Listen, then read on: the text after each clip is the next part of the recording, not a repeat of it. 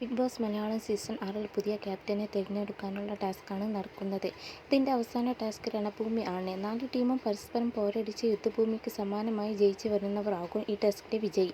10 ടീമിൻ്റെ ജനാധിപതി ജിൻഡോയും സായ് പവർ ടീമിൻ്റെ കൃഷിത് 10 ടീമിൻ്റെ അർജുൻ നെക്സ്റ്റ് ടീമിൻ്റെ സേനാധിപതികളാണ്. ടാസ്ക് പ്രഖ്യാപിച്ചതിന് പിന്നാലെ വാശിയേറിയ പോരാട്ടമായിരുന്നു 4 ടീമുകളും തമ്മിൽ നടന്നത്.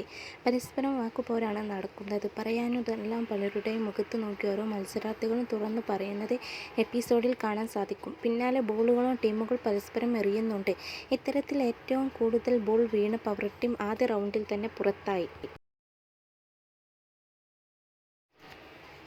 ഇതിനിടയിൽ വലിയ തർക്കത്തിന് വഴി തെളിഞ്ഞു. ജാസ്മിനും ഗബ്രിയും തമ്മിലാണ് ആദ്യം ഏറ്റുമുട്ടിയത്. എറിഞ്ഞ ബോളുകൾ എടുത്ത് വീണ്ടും എറിഞ്ഞതാണ് തർക്കത്തിന് കാരണം. റസ്മിനും ഗബ്രിയും തർക്കിക്കുന്നുണ്ട്. വലിയ നീതിദേവതയായിട്ട് നടന്നിട്ട് നിലവാരമില്ലാത്ത കളി കളിക്കരുതെന്നാണ് ഗബ്രി റസ്മിനോട് പറയുന്നത്. ഇതിനിടയിൽ ജാസ്മിൻ ഇടപെട്ടു. കൂടെ നിന്നിട്ട് നിന്നെപ്പോലെ കുതിക്കാലി വെട്ടിയില്ല എന്നാണ് ഗബ്രിയോട് ജാസ്മിൻ പറഞ്ഞത്.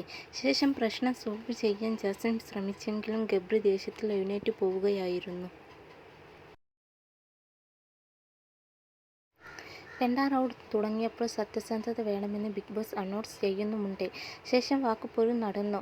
പിന്നാലെ ബോളേറും. ഒടുവിൽ നെക്സ്റ്റ് പുറത്താക്കുകയും ചെയ്തു. 3ാം റൗണ്ടിലെ വാശിയേറിയ മത്സരത്തിന് ഒടുവിൽ ടണൽ വിജയം കൈവരിക്കുകയും ചെയ്തു.